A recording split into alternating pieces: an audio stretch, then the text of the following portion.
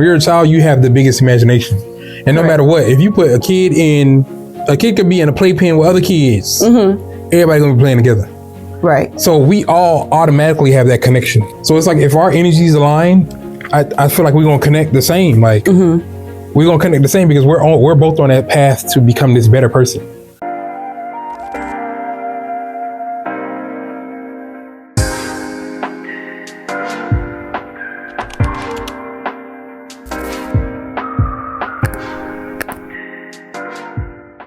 So yeah, we're going to get into our next episode of Beyond the Face. We're going to talk about a lot of different things: love, relationships, art, creativity, and all the things. So let's jump right into it. You want to get into the juicy stuff, or you want to just vibe? What you feeling like right now?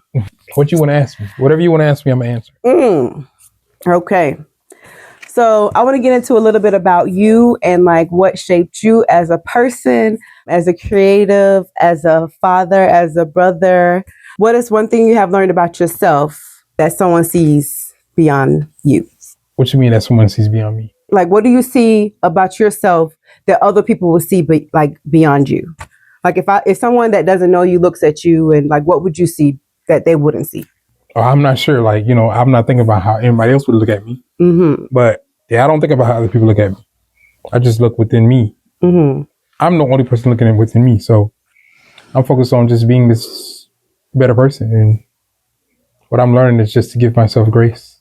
Grace in what way? Like as far as patience, or? Grace in every way. Grace in understanding who I am. Grace in understanding like the moods, and if I'm like, how my energy's off with different people, like why is it like that? Or how do I react to certain things? Grace with being a father, a brother, better significant other, better friend. Yeah, grace with everything. And so what does masculinity look like for you now than it did like when you were younger? What does masculinity look like for me now than when I was younger? Masculinity now to me is like, it's being vulnerable. And it's important to have somebody that gives you, or that has enough grace to give you space for you to be vulnerable. And yeah, your energy matters. Like, men can take on a lot more than women, but at the same time, we still need each other to kind of like, be an outlet to each other. So, I mean, it could be a woman, it could be another male. Therapy, like, is very important. So, So I want to get more into therapy. So when you say a man can take on more than a woman, what does that mean? I'm not saying like a man is stronger than a woman, because women are extremely strong. I respect women very much. Women are stronger than men, actually. But, I feel like there's certain things like, bills and stuff. That's why a lot of these women are having a conversation about bills. Men ain't having these conversations.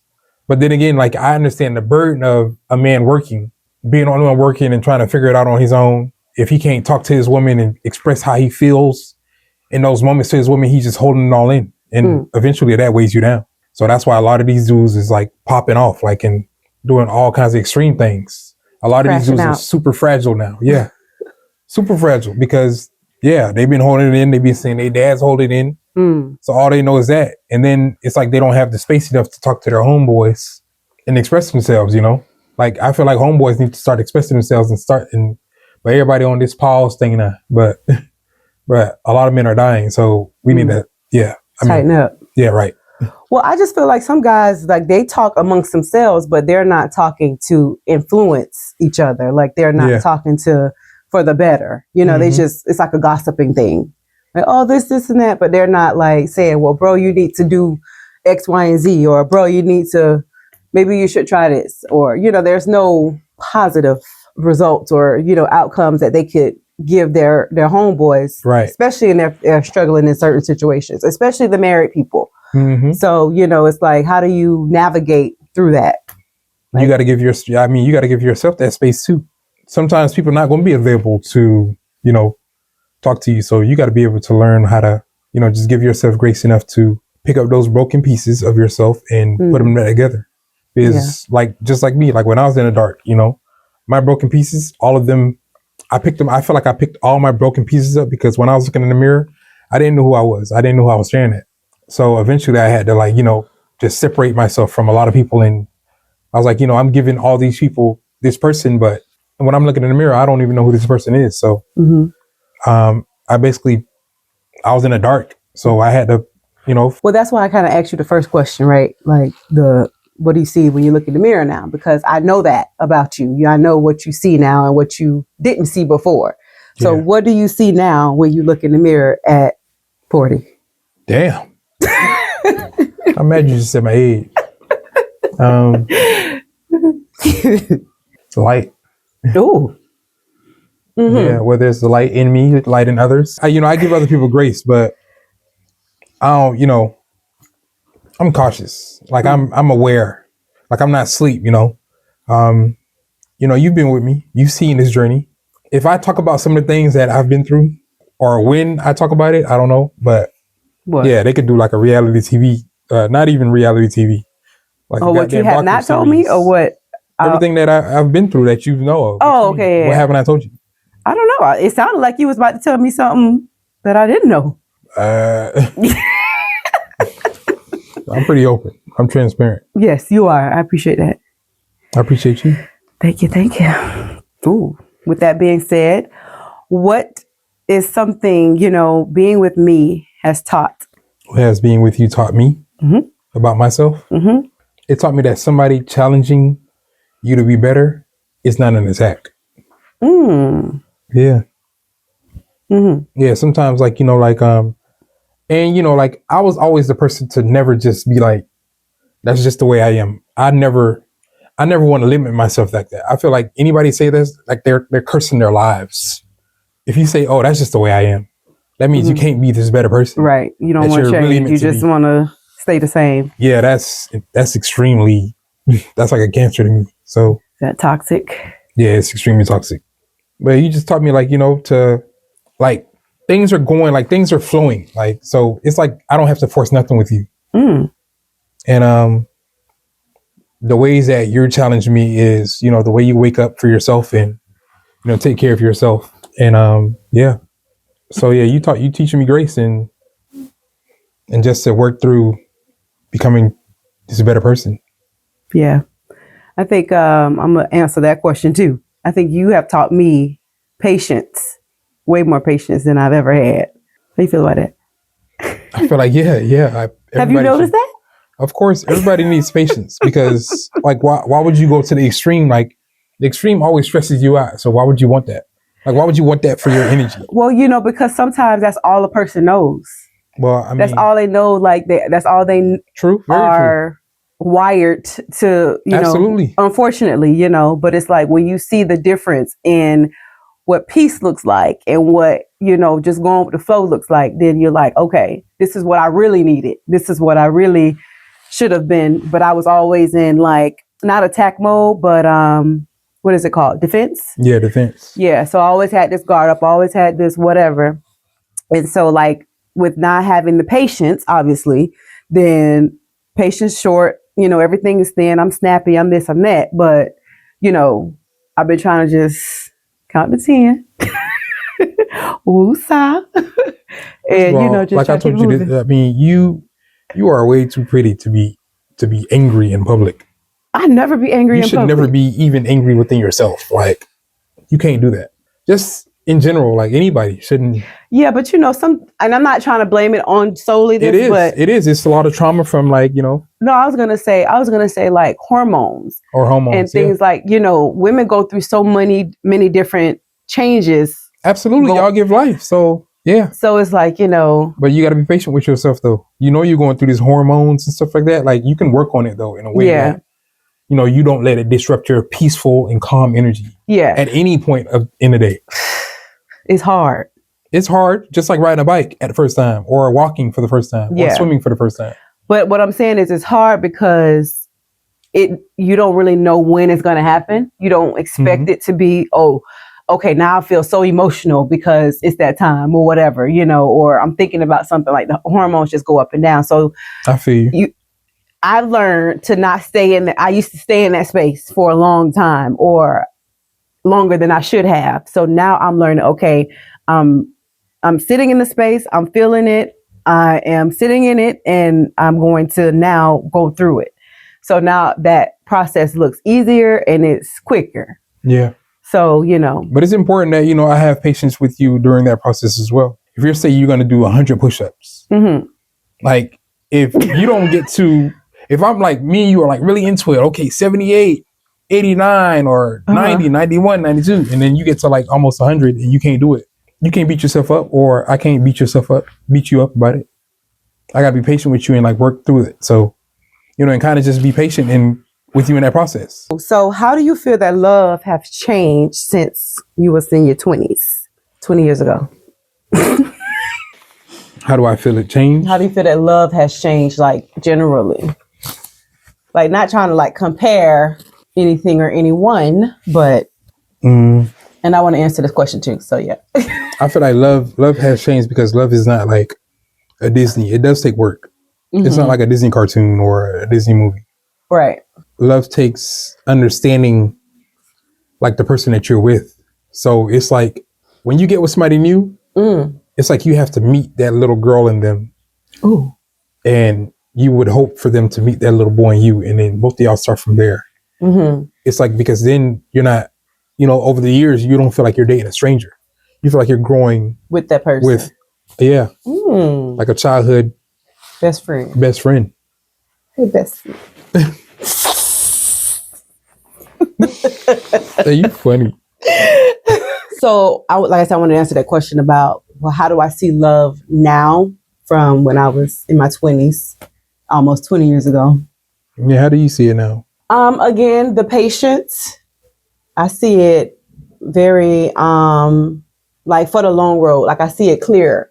Like the future is, you know, the path is wider, it's further. Like I feel it and I see it. You know what I'm saying? So that's good.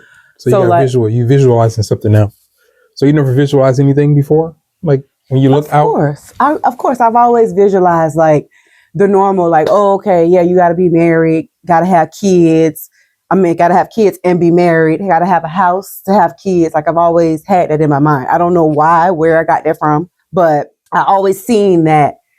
Why you say you don't know where you got it from? I don't know, because I never really, I mean, I guess I did experience it growing up with my grandparents, but like, it wasn't something that was like instilled in me. Like they taught me, oh, you have to have a husband. You have to be married to have kids. You have to have a house.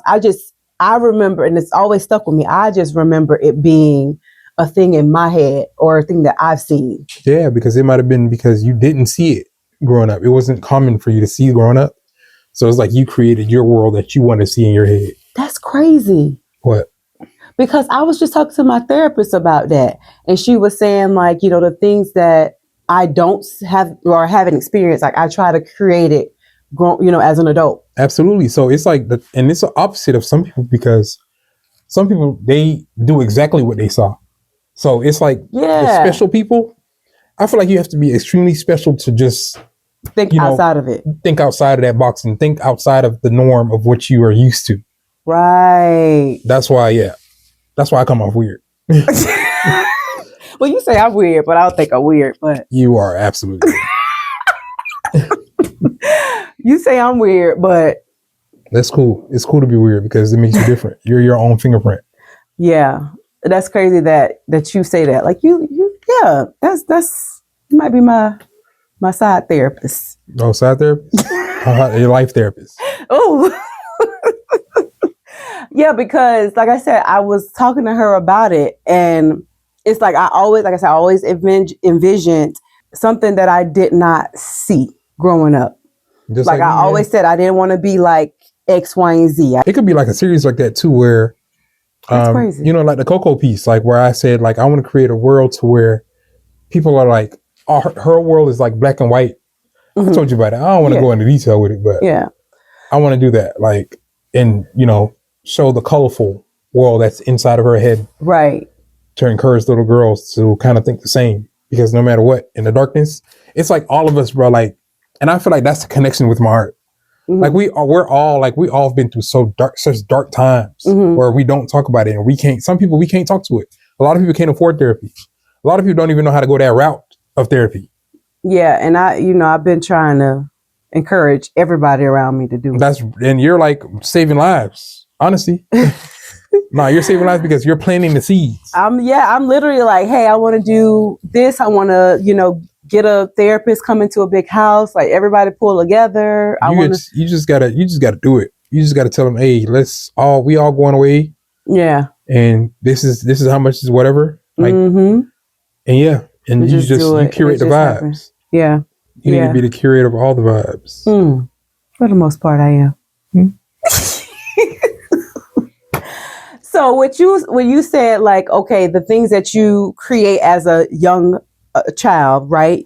How do you, when you're in a relationship, how do you like create those with, you know what I'm saying? How do you create it with your partner if y'all didn't see the same thing?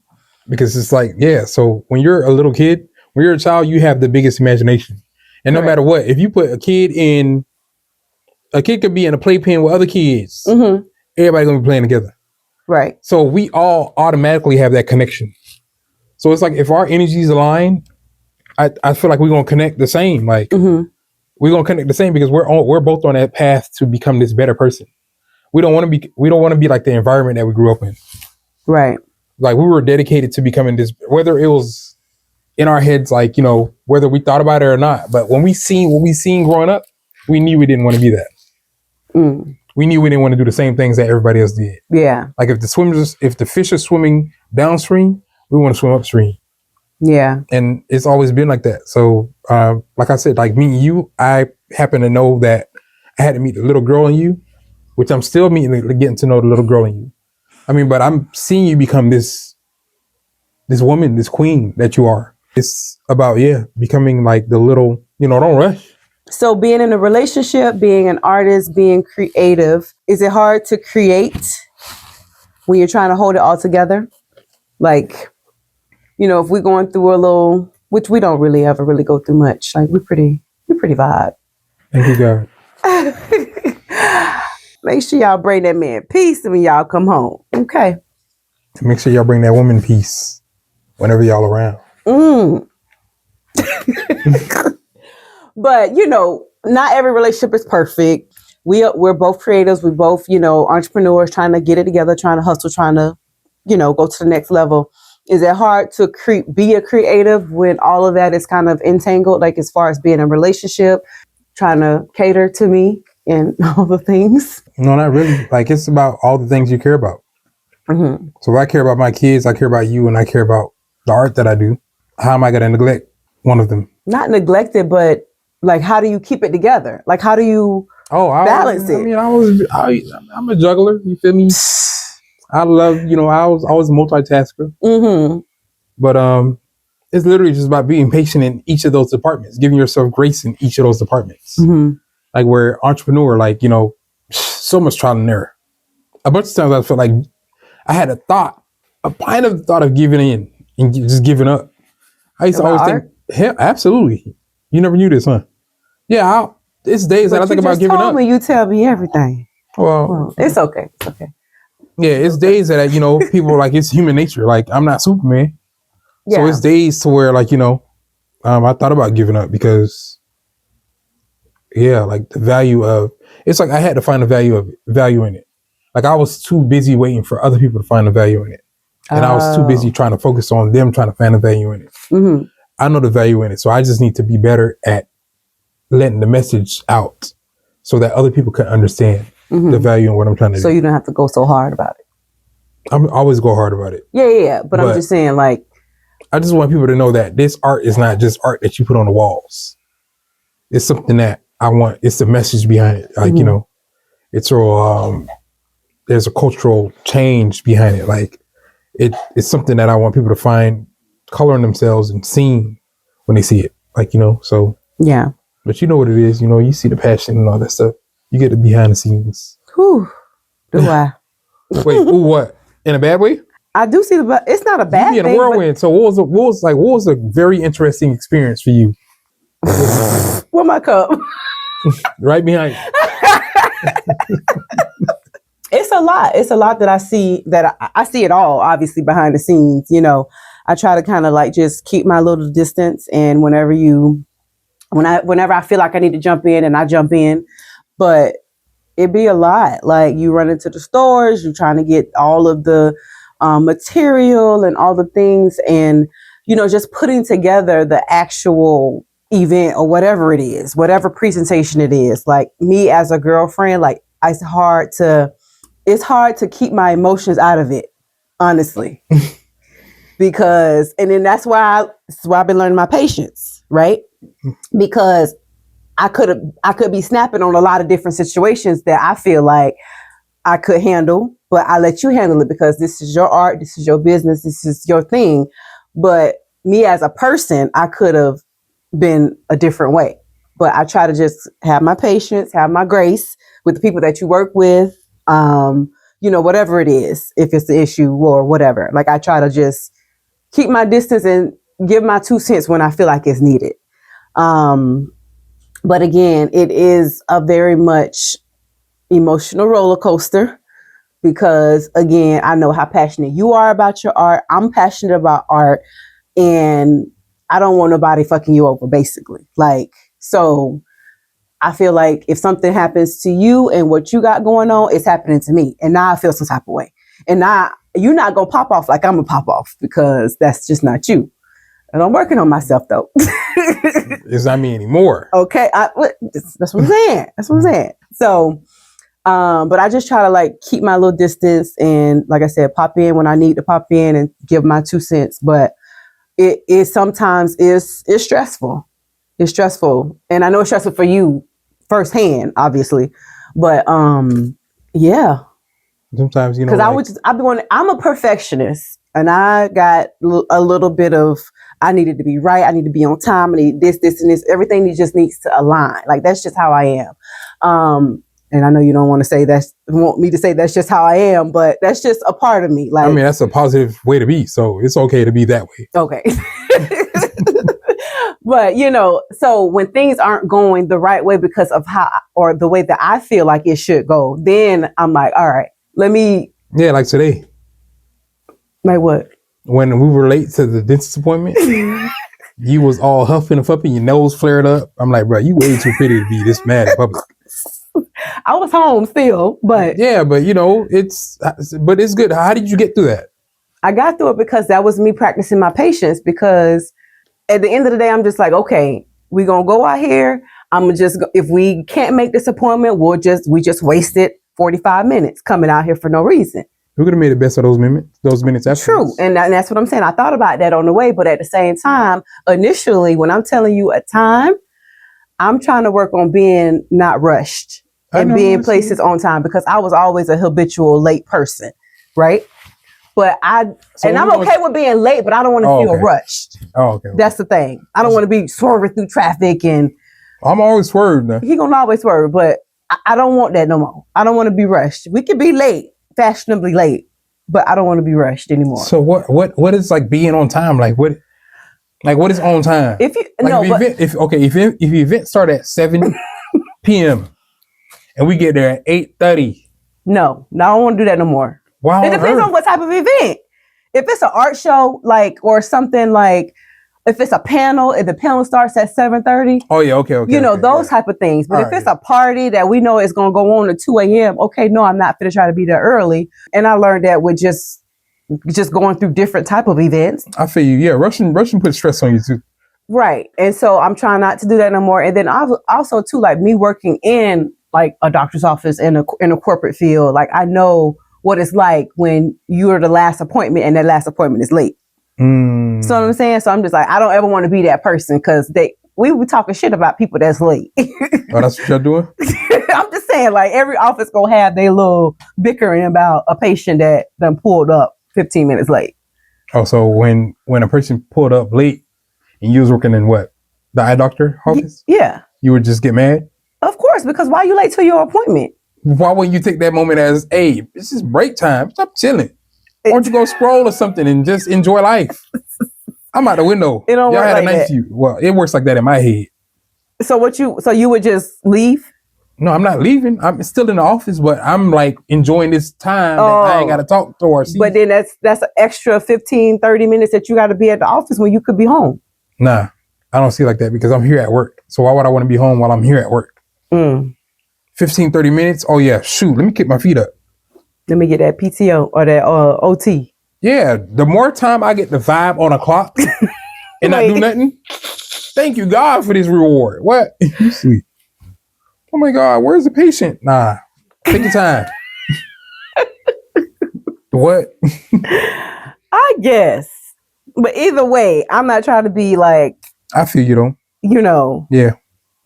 And I kind of laxed a lot when we first got together. Like, well, not when we first got together, but like when you still be at these events. We still be not making it on time.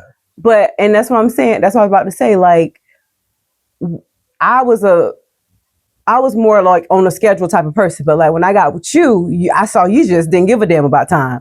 So I mean, time don't exist with you. So I just was like, okay, I'm just gonna go. Whatever. You can't be okay. So Apple Watch dead. Oh well. Me getting behind the wheel and trying to help you out. Like, what do you? I'm trying to say it's okay. You know, for when you saying like, you know, if you see, I see. Like for me to jump in and help. Because you know exactly where, you know, we trying to go in life. You know where you want to be in life. Yeah. So if you can kind of help me get to there, if you see there's no reason you should be like holding back on it.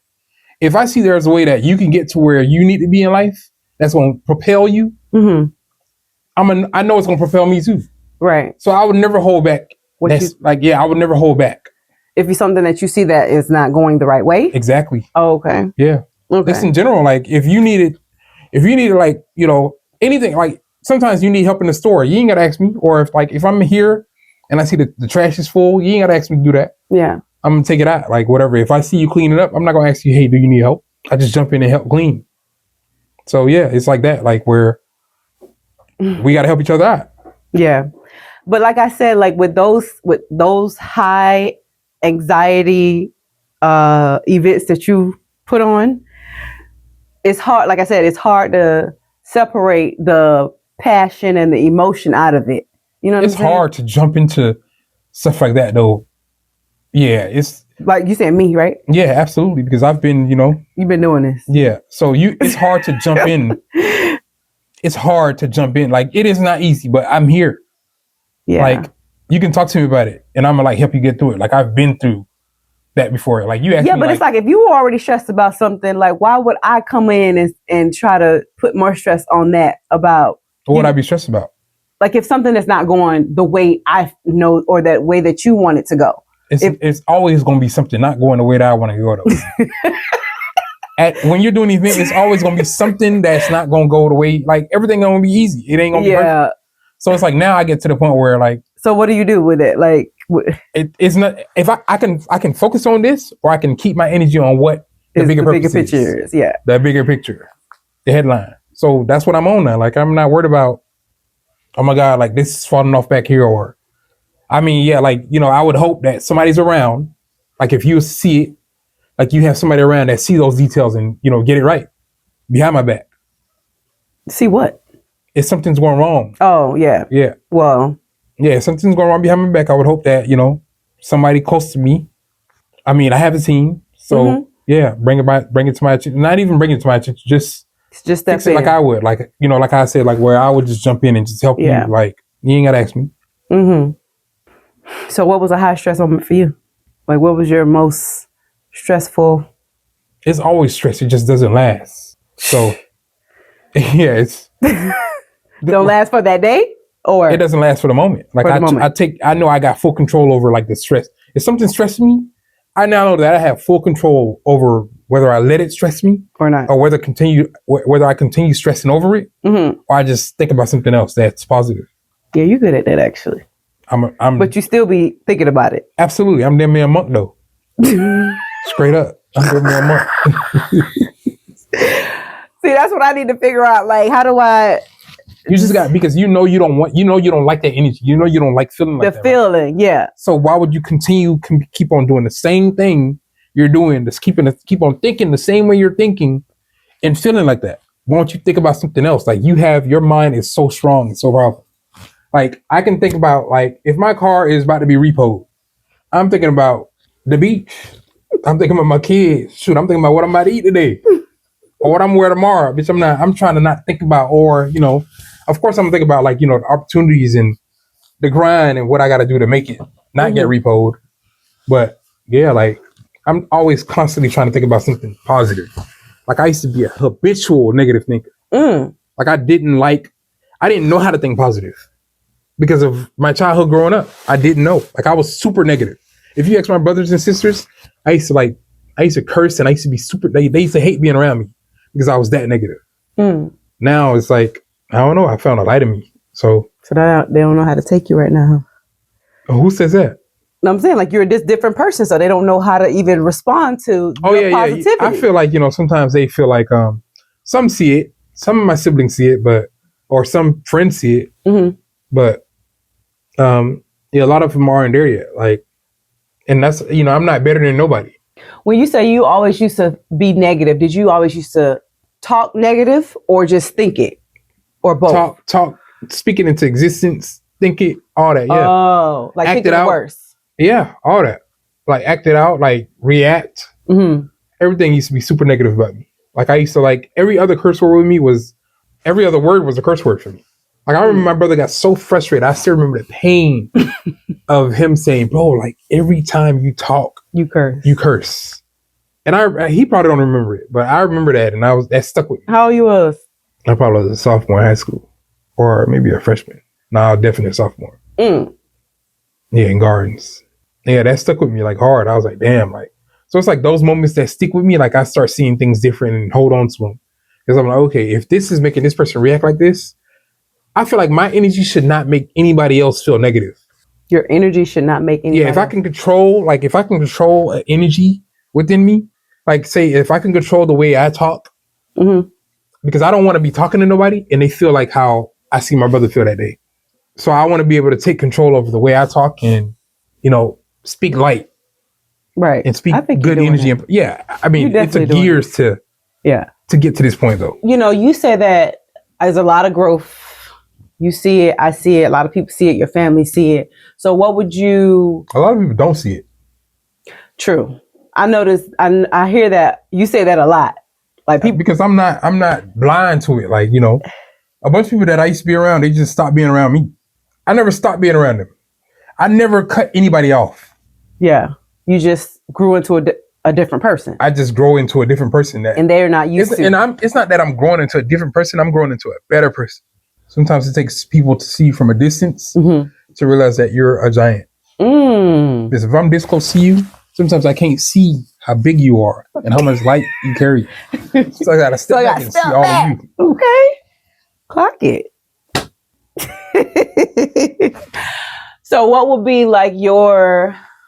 your message to guys that are struggling to see themselves the way you see yourself? That it ain't that hard. It's not that, I'm not gonna say it's not that hard because I'm not trying to say it's easy. Yeah. But it's not that hard to find somebody that aligns with your energy. Like the energy that you need and the calm and the patience that you need, there's somebody out there that has it. And I feel like if you take the time to look in the mirror, that somebody is you. It's like we have to give ourselves that grace because we're not always going to find, and people are not always going to see our lives and see our angle of life from our perspective. Like me and you could be looking down the street and you're seeing something completely different than what I'm looking at. So I can't assume that you're seeing exactly what I'm seeing. Right. So it's like, having those conversations with people, and if you can have those type of conversations with people, you could just be real and just be open. That's people you need to be around. But you should never hold anything in you. I don't feel like you should hold any negative thought. You should try to get it out as much as possible to where it becomes a habit, and then to where now that habit becomes... So communicating? Absolutely. 1000%. Communicate. Yeah. You should always talk to God, talk to a therapist, or talk to your friend, your family, or your significant other. If you can't talk to them people ain't for you. Ooh. But you can always talk to God, and you can always talk to a therapist, for sure. Yeah. And you can always talk to yourself. Yeah.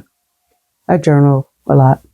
Journaling is very healthy. It's more so healthy than how people are constantly putting their goddamn problems and minds and thoughts on Facebook and social media.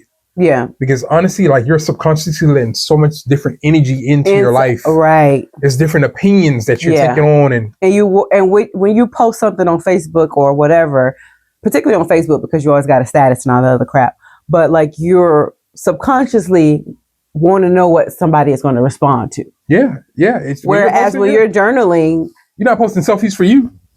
No, I'm talking about writing. Like if you're writing a question or you're writing what's on your mind. Yeah. But I'm talking about actions too. Like I don't feel like people are posting selfies for themselves. They posting because they want to show people where they at and what's going on and how their life is going. But I don't know. That's different for me. And and I'm not knocking people that do it. Like it's just that takes a lot of energy out of you. Mm-hmm. I feel that takes a lot of energy out of you and letting a lot of energy into you. Because before social media, people weren't doing stuff like that. And we were fortunate to grow up to where we hear people talk about their perspective in life and we trying to take it in and apply it to our lives. Yeah.